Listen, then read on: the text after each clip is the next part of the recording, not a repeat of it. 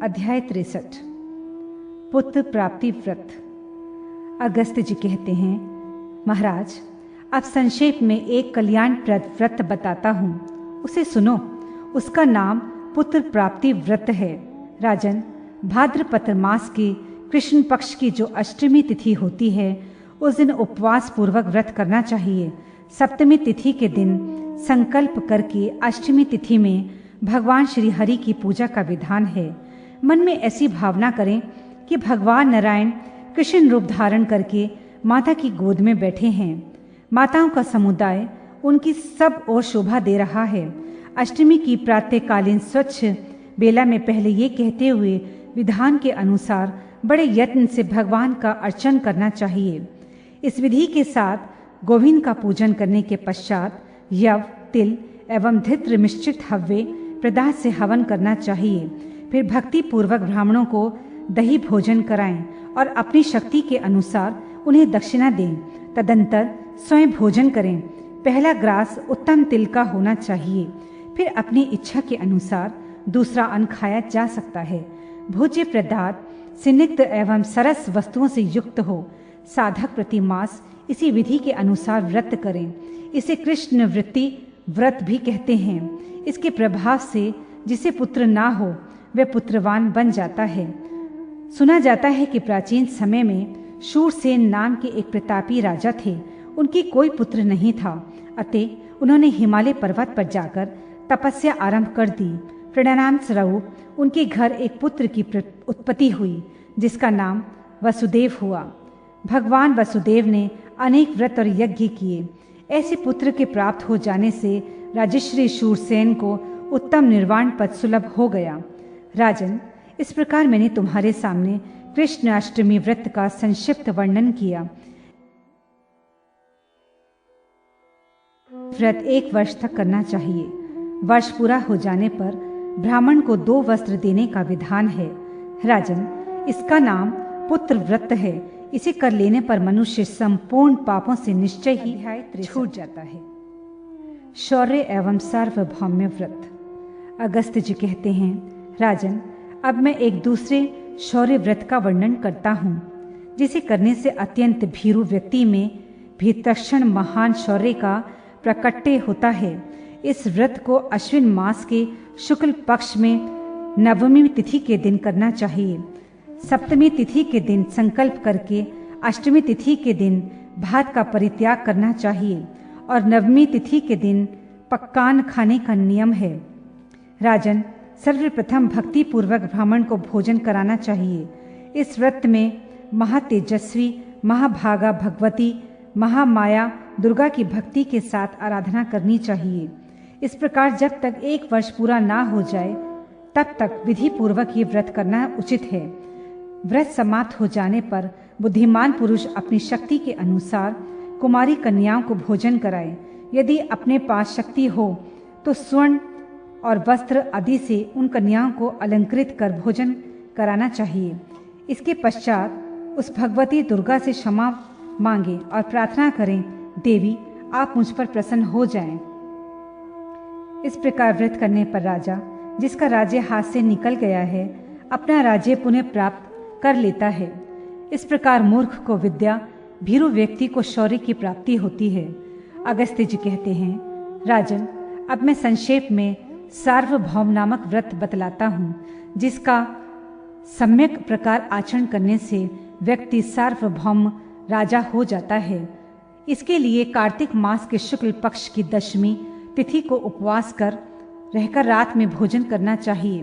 तदंतर 10 दिशा में शुद्ध बलि दें। फिर चित्र विचित्र फूलों द्वारा श्रेष्ठ ब्राह्मणों की भक्ति के साथ पूजा कर दिशाओं की ओर लक्ष्य करते हुए इस उत्तम व्रत का आचरण करने वाला पुरुष इस प्रकार प्रार्थना करें, देवियों आप मेरे जन्म जन्म में सर्वार्थ सिद्धि प्रदान करें। ऐसा कहकर शुद्ध चित्त से उन देवियों के लिए बलि दें। तदंतर रात में पहले भली भांति सिद्ध किया हुआ विधि मिश्रित अन्न भोजन करें। फिर बाद में इच्छा अनुसार गेहूं एवं चावल से बना हुआ भोजन करना चाहिए। राजन, इस प्रकार जो पुरुष प्रति वर्ष व्रत करता है वह दिग्विजयी होता है।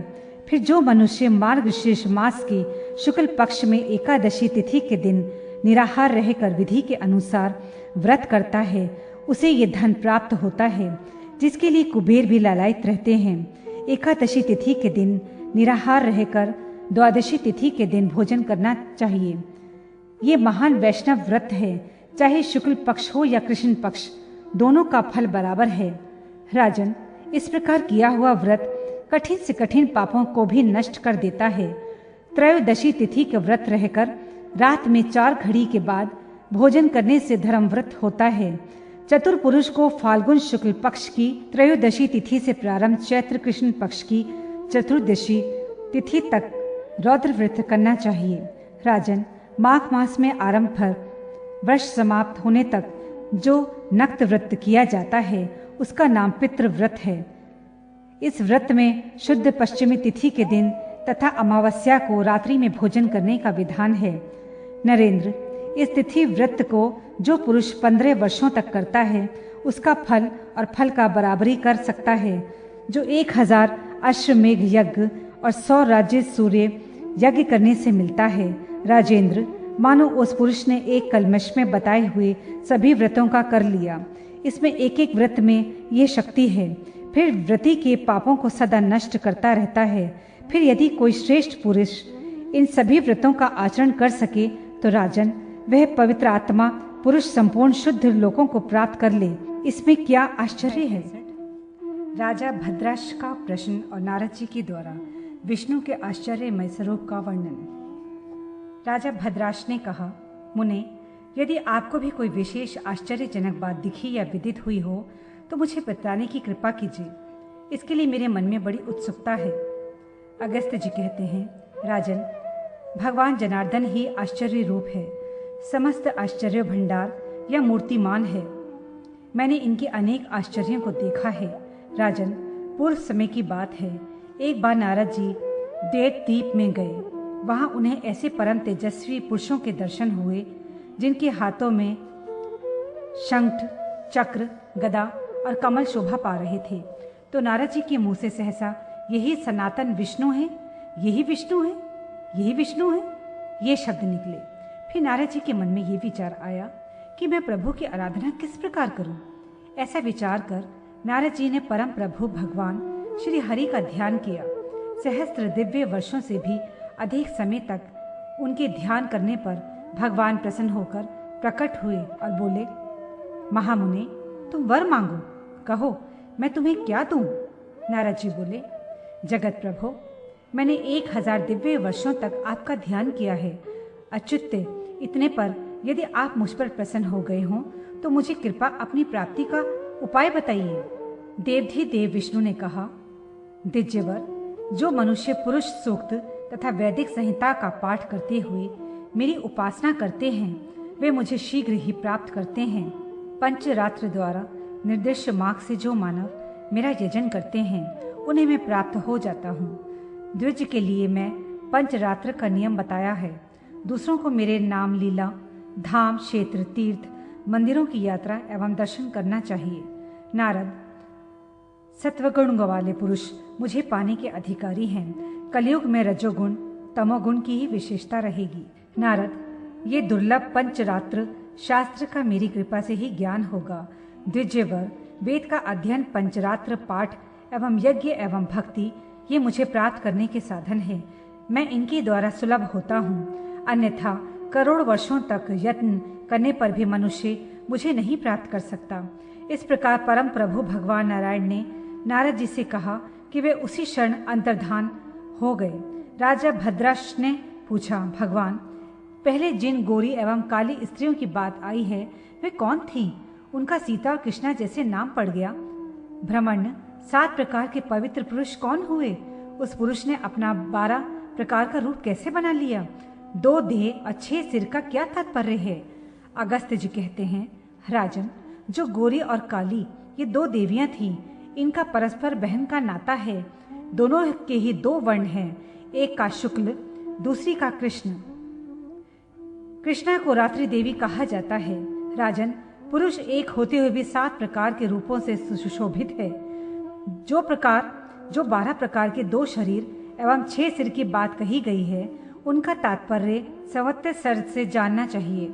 उत्तरायण और दक्षिणायन ये 2 गतियां उनके शरीर तथा वसंत आदि 6 ऋतुएं मोह हैं। सूर्य दिन के और चंद्रमा रात्रि के अधिष्ठाता हैं। राजन, इन्हीं विष्णु से इस जगत की उत्पत्ति हुई है। अतएव उन भगवान विष्णु को परम देवता जानना चाहिए। वैदिक क्रिया से हीन व्यक्ति उन परम प्रभु परमात्मा को देखने में सर्वथा असमर्थ है। राजा भद्राश ने पूछा, मुने, परमात्मा का चारों युगों में कैसा स्वरूप जानना चाहिए? ब्राह्मण, क्षत्रिय, वैश्य एवं शूद्र, इन चारों वर्णों का प्रत्येक युग में कैसा आचार होता है? अगस्त्य जी कहते हैं, राजन, सत्य युग में वैदिक कर्म करके यज्ञों द्वारा देवताओं की पूजा करने वाले दिव्य पुरुषों से पृथ्वी सुशोभित रहेगी। ऐसा ही समय त्रेता युग में ही रहेगा। महाराज, दौर पर युग में सत्गुण और रजोगुण बहुलता होगी। फिर महाराज युधिष्ठिर राजा होंगे। इसके पश्चात कलि स्वरूप तमोगुण का विस्तार होगा। राजन, कलयुग के आ जाने पर ब्राह्मण अपने मार्ग से च्युत हो जाएंगे। राजेंद्र, क्षत्रिय, वैश्य और शूद्र, इन सब की जाति प्राय नष्ट सी हो जाएगी। इनमें सत्य और शौच का नितांत अभाव हो जाएगा। फिर तो संसार नष्ट प्राय हो जाएगा। वर्ण एवं धर्म सर्वदा के लिए दूर चले जाएंगे। नरेंद्र, बहुत समय से चिर कलार्जित पाप तथा वर्ण संकर जाति के पुरुष के साथ रहने से ब्राह्मण द्वारा जो पाप बनता है, उससे 10 बार प्रणव सहित गायत्री के जप करने और 300 बार प्राणायाम करने से उस पाप से छुटकारा पा जाता है। प्रायश्चितों से ब्राह्मण्य जैसे पाप भी छूट जाते हैं। शेष पापों से छूटने की बात ही क्या है? अथवा जो श्रेष्ठ ब्राह्मण सर्वोत्तम रूपधारी भगवान श्री हरि को जानकर ध्यान आदि से उनकी पूजा करता है, वो उन पापों से लिप्त नहीं हो सकता। वेद का अध्ययन करने वाला ब्राह्मण 100 बार किए हुए पापों से भी लिप्त नहीं होता।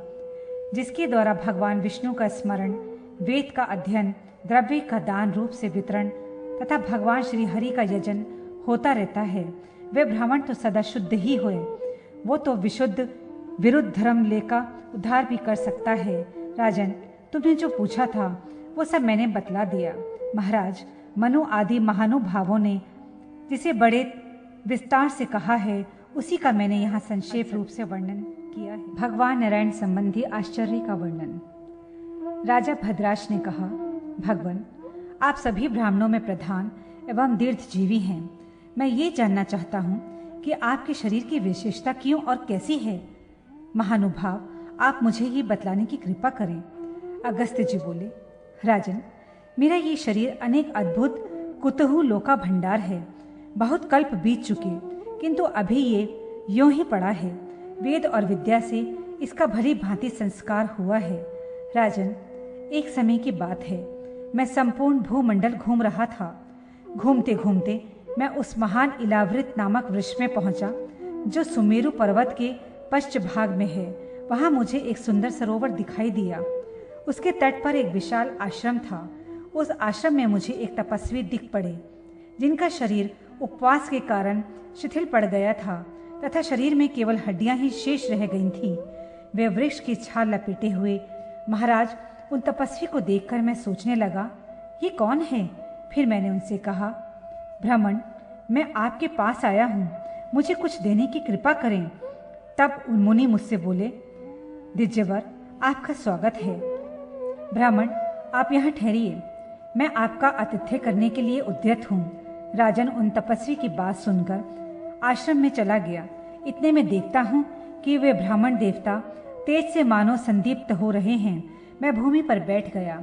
अब उनके मुख से हुंकार की ध्वनि निकली, जिससे पाताल का भेद कर 5 कन्याएं निकल आईं। उनमें से एक के हाथ में स्वर्ण का पृष्ठासन पीड़ा था। उसने बैठने के लिए वह आसन मुझे दे दिया। दूसरे के हाथ में जल था, वह उससे मेरे पैर धोने लगी। अन्य 2 कन्याएं हाथ में पंखे लेकर मेरी दोनों ओर खड़ी होकर हवा करने लगी। इसके पश्चात उन महान तपस्वी ने हुंकार किया। इस शब्द के होते ही तुरंत एक नौका सामने आ गई, जिसका विस्तार 1 योजन था। राजन, सरोवर में उस नाव को एक कन्या चला रही थी। वह उसे लेकर आ गई। उस नाव में सैकड़ों सुंदर कन्याएं थीं। सबके हाथों में सोने के कलश थे। राजन, वे कन्याएं आ गईं। ये देखकर उन तपस्वी ने मुझसे कहा, ब्राह्मण, ये सारी व्यवस्था आपके स्नान के लिए की गई है। महाशय, आप इस नाव पर विराज कर स्नान करें। नरेंद्र, फिर उस तपस्वी के कथन अनुसार जो ही मैंने नाव में प्रवेश किया, इतने में वह नौका सरोवर में डूब गई। उस नाव के साथ मैं भी जल में डूब गया। तब तक सुमेरु गिरी के शिखर पर वे तपस्वी और उनका दिव्य पुर मुझे अपने आप दिखाई पड़े।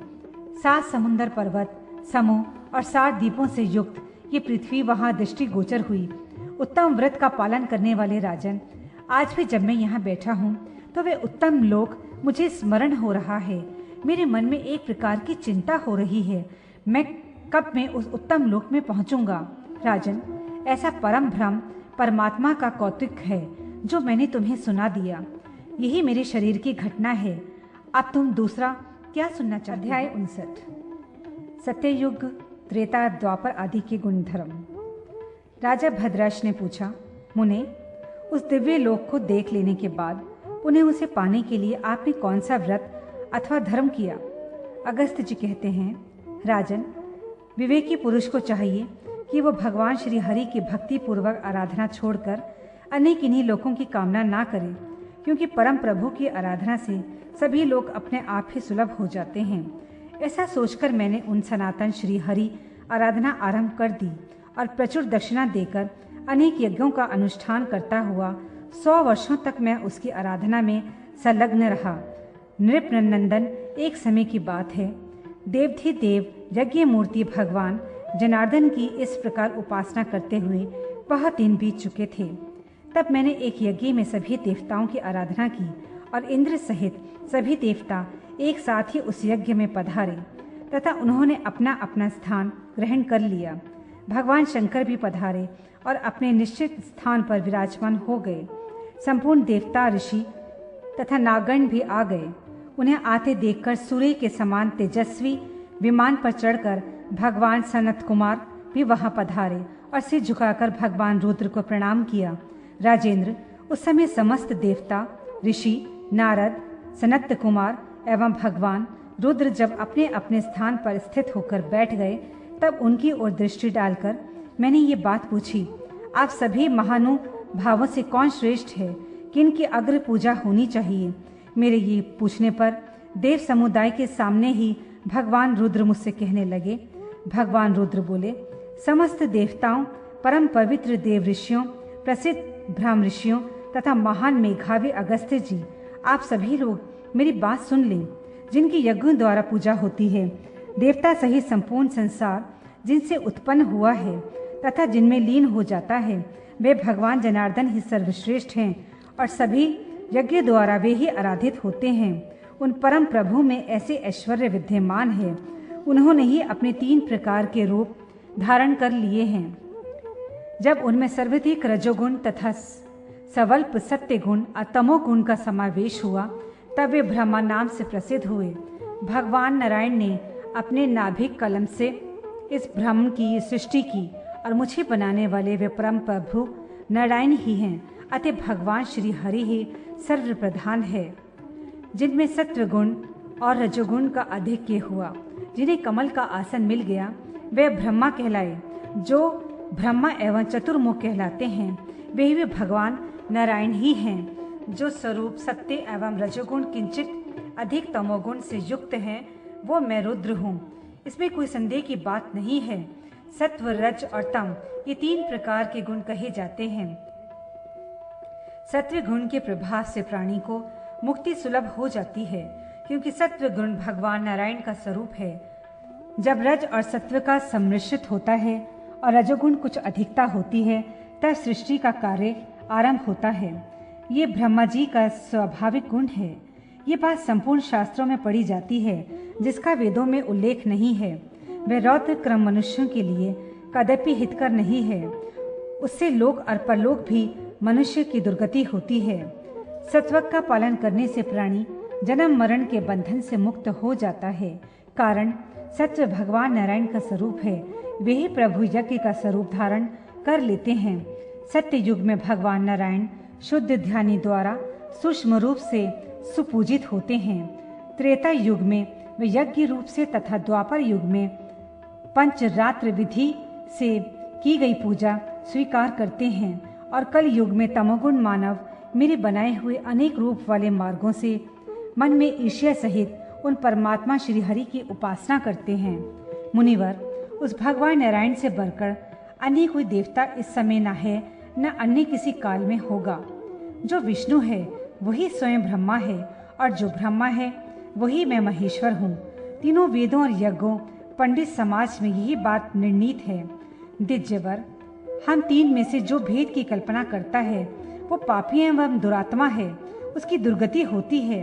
अगस्त्य, इस विषय में एक प्राचीन वृतांत कहता हूँ, तुम उसे सुनो।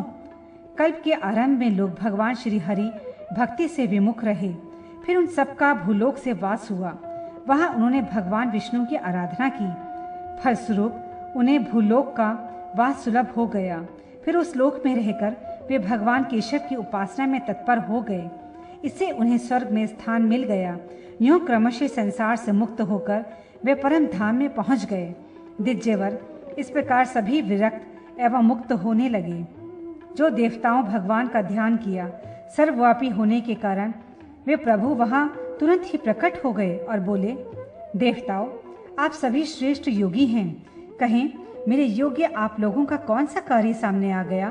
तब उन देवताओं परम प्रभु देवेश्वर श्री हरि प्रणाम किया और कहा, भगवान, आप हम लोग के आराध्य देव हैं। इस समय सभी मानव मुक्ति पथ पर आरूढ़ हो गए हैं, अतः अब सृष्टि का कर्म सुचारू रूप से कैसे चलेगा, नरकों में किसका वास हो।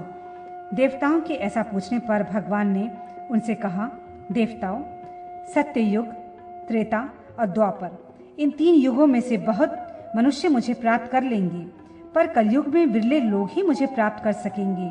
कारण वेदों को छोड़कर या वेद विरोधी अन्य शास्त्रों द्वारा मेरा ज्ञान संभव नहीं। मैं वेदों से विशेषकर ब्राह्मण समुदाय द्वारा ही ज्ञेय हूँ। विप्र, मैं ब्रह्मा और विष्णु, ये तीन प्रधान देवता ही तीन युग के हैं।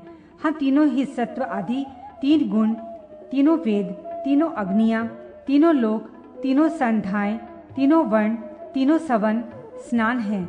इस प्रकार तीन प्रकार के बंधन से ये जगत बंधा है। दिज्यवर, जो मुझे दूसरे नारायण या दूसरा ब्रह्म जानता है और ब्राह्मण को अपर रुद्र मानता है, उसकी समझ ठीक है, क्योंकि गुण एवं बल से हम तीनों एक हैं।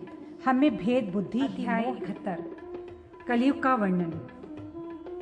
अगस्त्य जी कहते हैं, राजन, फिर इतने में देखता क्या हूँ कि मैं उनके श्री विग्रह में मैं भगवान नारायण और कमलासन ब्रह्मा भी स्थित है।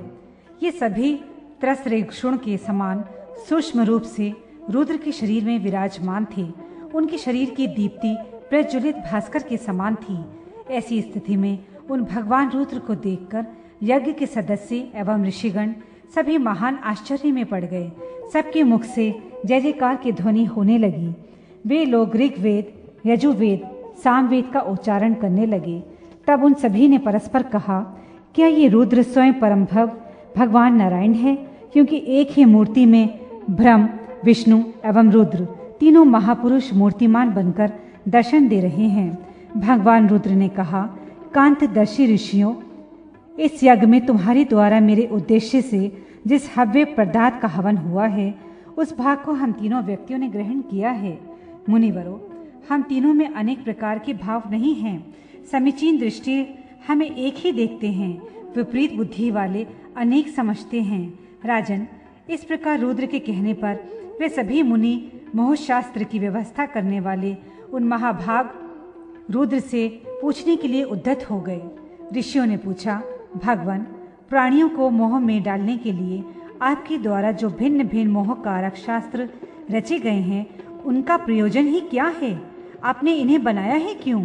ये हमें बताने की कृपा करें।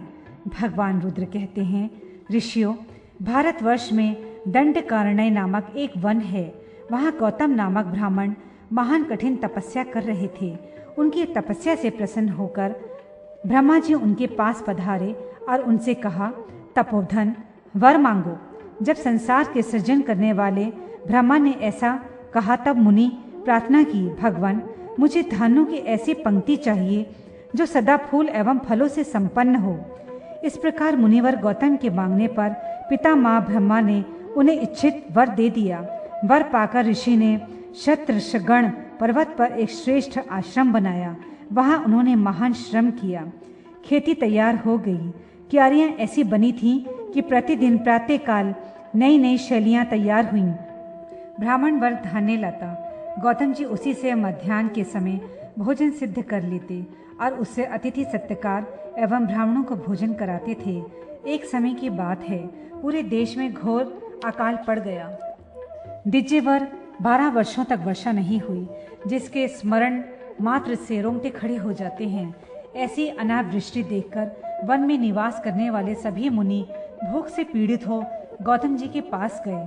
उस समय अपने यहाँ आए हुए उन मुनियों को देखकर ऋषि ने सिर झुकाकर उन्हें प्रणाम किया और कहा, महाअनुभवो, आप लोग सुप्रसिद्ध मुनियों के पुत्र हैं। आप सभी मेरे स्थान पर पधारिए और आज्ञा दीजिए कि मैं क्या सेवा करूं। इस प्रकार गौतम जी के कहने पर उन मुनियों ने वहां अपना स्थान ग्रहण किया। जब तक वहां वर्षा नहीं हुई तब तक अनेक प्रकार का भोजन करते हुए ठहरे रहे। कुछ समय के बाद अनावृष्टि समाप्त हो गई। इस प्रकार अवक्षण समाप्त हो जाने पर उन ब्राह्मणों ने तीर्थ यात्रा के निमित्त जाने का विचार किया। उनके समाज में शांडिल्य नाम के एक तपस्वी मुनि थे।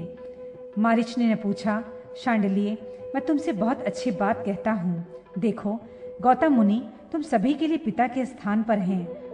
उनसे आज्ञा लिए बिना तपस्या करने के लिए हम लोगों का तपोवन में चलना उचित नहीं है। मारीच मुनि के इस प्रकार कहने पर वे सभी हंस पड़े और फिर कहने लगे, क्या गौतम मुनि का अन्न खाकर हम लोगों ने अपने शरीर को बेच दिया है? ऐसी बात कहकर उन लोगों ने जाने के लिए फिर छल करने की बात सोच ली। उन लोगों ने माया के द्वारा एक गाय तैयार की। उसको उन्होंने गौतम जी की यज्ञशाला में छोड़ दिया और वो गाय वहां चरने लगी। उस पर गौतम मुनि की दृष्टि पड़ी। उन्होंने हाथ में जल ले लिया और कहा, आप भगवान रुद्र को प्राणों के समान प्यारी हैं। गौतम मुनि के मुंह से ये बात निकलते तथा पानी की बूंद के टपकते ही वे गाय पृथ्वी पर गिरी और मर गई। उधर मुनि लोग जाने के लिए तैयार हो गए। ये देखकर बुद्धिमान गौतम जी ने नम्रता पूर्वक खड़े होकर उन मुनियों से कहा, विप्रो, आप यथाशीघ्र जाने का ठीक ठाक कारण बताने की कृपा करें। मैं तो विशेष रूप से आप में श्रद्धा रखता हूँ। ऐसे मुझ विनीत व्यक्ति को छोड़कर जाने का क्या कारण है? ऋषियों ने कहा, ब्राह्मण, इस समय आपके शरीर में गो हत्या निवास कर रही है। मुनिवर, जब तक ये रहेगी तब तक हम लोग आपका अन्न नहीं खा सकते। उनके ऐसा कहने पर धर्मज्ञ गौतम जी ने उन मुनियों से कहा, तपोधनो, आप लोग मुझे गोवध का प्रायश्चित बताने की कृपा करें। ऋषिगण बोले, ब्राह्मण, ये गौ अभी मरी नहीं, बेहोश है। यदि इस पर गंगा जल डाल दिया जाए तो ये अवश्य उठ जाएगी। इसके लिए कर्तव्य है कि आप व्रत करें अथवा क्रोध का त्याग करें। ऐसा कहकर वे ऋषि लोग वहां से चलने लगे। उनके ऐसा कहने से बुद्धिमान गौतम जी आराधना करने के विचार से महान पर्वत हिमालय पर चले गए। उन महान तपस्वी ने तुरंत ही तप आरंभ कर दिया और 100 वर्षों तक वे मेरी आराधना करते रहे। तब प्रसन्न होकर मैंने गौतम जी से कहा, सुव्रत वर मांगो। अतः उन्होंने मुझसे कहा, आपकी जटा में तपस्विनी गंगा निवास करती है, उन्हें देने की कृपा कीजिए। इन पुण्यमयी नदी का नाम गोदावरी है। मेरे साथ चलने की कृपा करें। आप मुनिवर अगस्त्य राजा भद्राश्र से कहते हैं, राजन, इस प्रकार गौतम मुनि के प्रार्थना करने पर भगवान शंकर ने अपनी जटा का एक भाग उन्हें दे दिया और उसे लेकर मुनि भी उस स्थान के लिए प्रस्थित हो गए जहाँ वह मृत गाय पड़ी थी। उसके ऊपर गौतम मुनि ने शंकर के दिए हुए जटा जानवी के जल के छींटे दिए। फिर क्या था, उस जल से भीग जाने पर वह सुंदरी गौ उठकर चली गई। साथ ही वहां उस गंगा जल के प्रभाव से पवित्र जल वाली एक विशाल नदी का प्रादुर्भाव हो गया। कुछ लोग उसे पुनीत तालाब कहने लगे। इस महान आश्चर्य को देखकर परम पवित्र सप्त ऋषि वहां आ गए। वे सभी विमान पर बैठे थे और उनके मुख से साधु साधु की ध्वनि निकल रही थी। साथ ही वे कहने लगे, गौतम, तुम धन्य हो, अथवा धन्यवाद के पात्रों से तुम्हारे समान अन्य कौन है, जिसके प्रयास से भगवती गंगा इस दंडकारण्य आ चुकी है। भगवान रुद्र ऋषियों से कहते हैं। इस प्रकार जब ऋत ऋषियों ने कहा, गौतम जी बोल पड़े, अरे ये क्या, अकारण मुझ पर गोवध का कलंक कहाँ से आ गया था। फिर ध्यान पूर्वक देखने से उन्हें ज्ञात हो गया कि मेरे यहाँ ठहरे हुए उन ऋषियों की माया का ही ये प्रभाव था जिससे ऐसा दृश्य उपस्थित हो गया था। अब वे भली भांति विचार करके उन्हें शाप देने को उद्यत हो गए। मिथ्या व्रत का स्वांग बनाए हुए वे ऋषि लोग ऐसे थे कि सिर पर जटा थी और ललाट पर भस्म। मुनि ने उन्हें शाप दिया, तुम लोग तीनों वेदों से बहिष्कृत हो जाओगे, तुम्हें वेद विहित कर्म करने का अधिकार ना होगा। मुनिवर गौतम जी के कठोर श्राप को सुनकर सप्तऋषियों ने कहा, दिज्यवर, ऐसा श्राप उचित नहीं। वैसे तो आपकी बात व्यर्थ नहीं हो सकती, ये बिल्कुल निश्चय है, किंतु इसमें थोड़ा सुधार कर दीजिए। उपकार के बदले अपकार करने के देश से दूषित होने पर ही आपकी ऐसी कृपा हो कि ये श्रद्धा के पात्र बन सकें। आपके मुंह की वाणी रूपी अग्नि से दग्ध हुए ये ब्राह्मण कलयुग में प्राय क्रियाहीन एवं वैदिक कर्म से बहिष्कृत होंगे। ये जो गंगा यहाँ गई है, इसका गौण नाम गोदावरी नहीं होगा। ब्राह्मण जो मनुष्य कलयुग में इस गोदावरी पर आकर गोदान करेंगे और अपनी शक्ति के अनुसार दान देंगे, उन्हें देवताओं के साथ स्वर्ग में आनंद मिलेगा। जिस समय सिंह राशि पर बृहस्पति जाएंगे, उस अवसर पर जो समाहित चित्त होकर गोदावरी में पहुंचेगा और वहां स्नान करके विधि पूर्वक पितरों का तर्पण करेगा, उसके पितर यदि नरक भोगते रहेंगे तो वे स्वर्ग सिधार जाएंगे। यदि पहले से ही वे पितर स्वर्ग में पहुंचे होंगे तो उनकी मुक्ति हो जाएगी। ये बिल्कुल निश्चित है। साथ ही गौतम जी, संसार में आपकी बड़ी ख्याति होगी और अंत में आपको सनातन मुक्ति सुलभ हो जाएगी। इस प्रकार गौतम जी से कहकर सप्त ऋषिगण उस कैलाश पर्वत पर चले गए जहाँ उमा के साथ सदा मैं रहता हूँ। उसी समय उन श्रेष्ठ मुनियों ने कलयुग में होने वाले ब्राह्मणों का वृत्तांत मुझे बताया। उन्होंने मुझसे ये भी कहा कि प्रभु, वे सभी ब्राह्मण कलयुग में आपके रूप का अनुकरण करेंगे। उनका सिर जटामय मुकुट से संपन्न होगा। वे अपनी इच्छा से प्रेत का वेश बना लेंगे। मिथ्या चिन्ह धारण कर लेना उनका स्वभाव होगा। आपसे मेरी प्रार्थना है, उन पर अनुग्रह कर उन्हें कोई शास्त्र देने की कृपा करें। कली के व्यवहार से उन्हें पीड़ा होगी, उस समय भी उनका निर्वाह करना आश्चर्य है। द्विज पर अगस्त जी, ये बहुत पहले की बात है। सप्त ऋषियों के इस प्रकार प्रार्थना करने पर वैदिक क्रिया से मिलती जुलती संहिता मैंने बना दी। मेरे श्वास से निकलने के कारण वह शिव संहिता के नाम से विख्यात होगी। मेरे और शंडली शास्त्र के अनुयायी उसमें अवगाहन करेंगे। बहुत थोड़े अपराध से ही दाम्भिक स्थिति में पहुंच गए हैं। मैं भविष्य की बात जानता हूँ, अतः मेरे ही प्रयास से मोहित होकर वे ब्राह्मण महान लालची हो जाएंगे। कली में उन मनुष्यों द्वारा अनेक नए शास्त्रों की रचना होगी। प्रमाण से तो वे हमारी संहिता की अपेक्षा भी अधिक बढ़ जाएंगे। वह पशुपत दीक्षा कई प्रकार की होगी, क्योंकि मैं पशुपति कहलाता हूँ और मुझसे उसका संबंध है।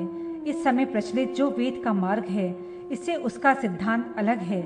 पवित्रता से रहित उस रौद्र क्रम को शुद्ध क्रम जानना चाहिए। जो मनुष्य रुद्र का आश्रय लेकर कली में अपनी जीविका चलाएंगे और वेदांत के सिद्धांत का मिथ्या प्रचार करेंगे, उनके रग रग में स्वार्थ भरा रहेगा। वे मन कल्पित शास्त्रों के संपादक होंगे। उनके उपास्य रुद्र बड़े ही उग्र रूपधारी हैं। ऐसा जानना चाहिए कि मैं उन रुद्रों में नहीं हूँ। प्राचीन समय में जब देवताओं के लिए कार्य उपस्थित हुआ था, तो भैरव का रूप धारण करके ऐसा नाच करने में मेरी तत्परता हुई थी। उन क्रूर कर्म करने वाले रुद्रों से मेरा यही संबंध है। दैत्यों का विनाश करने की इच्छा से मेरे द्वारा ये हंसने योग्य घटना घट गई। उस समय आंखों से जो बिंदुएं पृथ्वी पर पड़ी, वे भविष्य काल के लिए असंख्य रुद्र के चिन्ह लिंग बन गई। उग्र रूपी रुद्र के उपासकों में रुद्र का स्वाभाविक गुण आ जाने से मांस और मदिरा पर उनकी सदा रुचि होगी। वे स्त्रियों में आसक्त होंगी। सदा पाप कर्मों में उनकी प्रवृत्ति होगी। भूतल पर ऐसे ब्राह्मणों की होने के कारण एकमात्र उन पर गौतम मुनि का श्राप ही है। उनमें जो मेरी आज्ञा का अनुसरण तथा सदाचार का पालन करेंगे, वे स्वर्ग के अधिकारी होंगे। साथ ही ये भी कहा गया है कि जो संशयवश मुझसे विमुख हो वेदांत का समर्थक बनेंगे, वे मेरे वंशज दोष के भागी होंगे। उन्हें नीच के लोग अथवा नरक में जाना होगा। पहले गौतम जी के वचन रूपी आग से वे दग्ध तो हुए ही, फिर भी आज्ञा भी उन्होंने अनादर किया है, अतः उन ब्राह्मणों को नरक में जाना होगा, इससे कुछ संदेह नहीं है। भगवान रुद्र कहते हैं, इस प्रकार मेरे कहने पर वे ब्राह्मण कुमार जैसे आए थे वैसे ही चले गए। परम तपस्वी गौतम जी ने भी अपने आश्रम का मार्ग पकड़ा। विप्रो, मैंने कली धर्म का लक्षण तुम्हें बता दिया।